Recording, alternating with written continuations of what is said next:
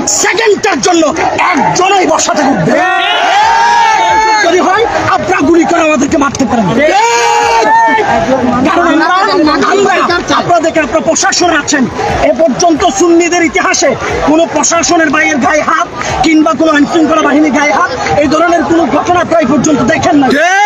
দেখবে ওরা আমরা মরবো, তারপরেও কারো গায়ে হাত উঠাবো না, জ্বালাপোড়া ভাঙচুর হবে না। যতক্ষণ পর্যন্ত স্বরাষ্ট্র উপদেষ্টা থেকে অনুমতি দিবে না ততক্ষণ আমরা এখান থেকে যাবো।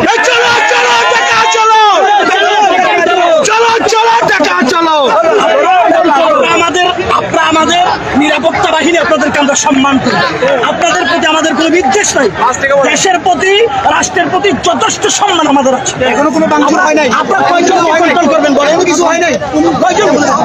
আমি আমার বাসায় বসে অনেককে ফোন করে বলেছি তোমরা মিছিলে যাইও না, কথা চলছে, এরপর হাজার হাজার যুবকদেরকে কন্ট্রোল করা যাচ্ছে, তারপর কাকে কন্ট্রোল করবে? সুতরাং এখানে কন্ট্রোলের ব্যাপার